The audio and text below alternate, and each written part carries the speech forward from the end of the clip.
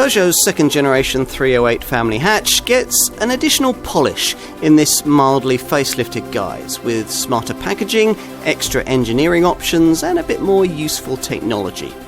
The result is a more desirable product than you might expect from this familiar Gallic brand. You might be surprised at how much you'd like it.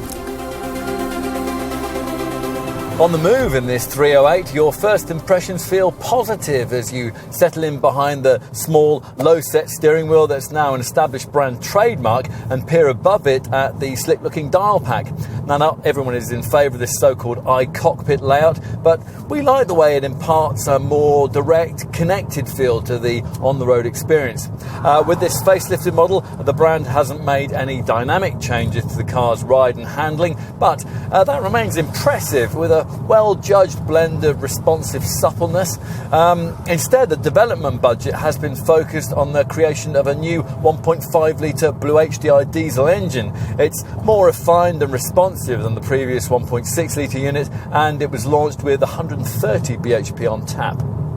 The alternative engine option for mainstream 308 buyers is the one that we're trying here, the 1.2-litre PureTech petrol unit.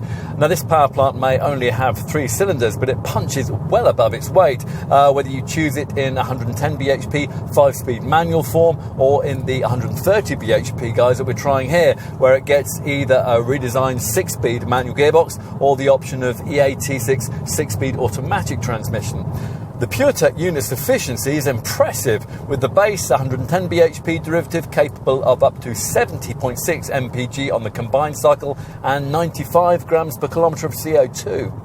Sportier 308 models get some pokier engine options, either a 2-litre BlueHDi diesel with either 150 or 180 bhp, or 1.6-litre THP petrol turbo offered with either 205 bhp in the GT or 270 bhp in the top hot hatch GTI.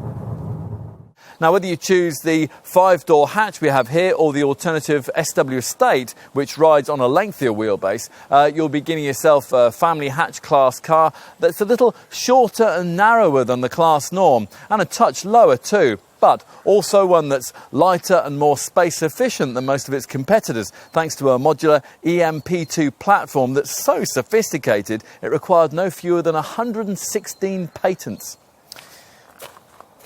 Having gone to all that effort back in 2014, Peugeot stylists weren't really minded to radically change things very much when it came to this mid-term facelift, so the aesthetic changes made are relatively minor. The brand badge has been moved down from the bonnet to a place of prominence in the centre of a now classier chrome-framed grille, and you'll find that flanked by headlamps with upper edges that are made up of twinkling LEDs. Take a place in one of the very comfortable seats up front in what Peugeot calls rather pretentiously the iCockpit, and 4 things were immediately apparent: the quality, the lack of button clutter, this big centre-dash LCD infotainment screen, and most notably the tiny steering wheel above which, rather than through which, you're supposed to view the instruments with their finely sculpted red needles. Jump into this model after familiarisation with an Astra or a Focus and you'll wonder where all the buttons have gone. There is a small central cluster of them in front of the gear stick for locking, for heated front and rear windows and hazard lights, but that's about it. Otherwise, almost everything's been relocated to the 9.7-inch colour LCD touchscreen that's standard on all but the baseline models and dominates the centre of the dash. Right, let's take a seat in the rear. There is reasonable space for 2 adults, but if they're at all lanky, they may need those up front to move forward if anything approaching long-distance travelling comfort is going to be attained. Moving from people space to package room, let's consider the boot, and that's accessible via a low loading sill and a wide opening. How can the smallest car in the segment offer the largest trunk?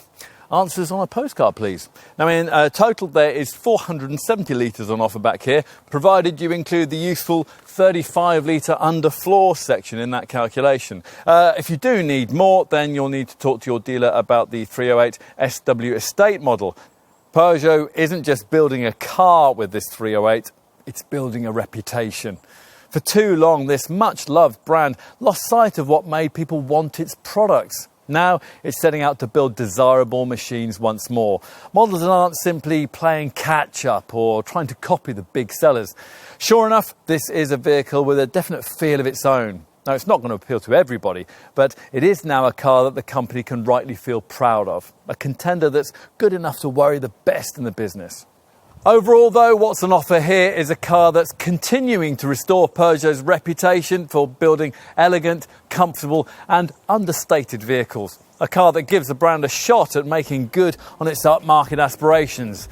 It's been a long time coming.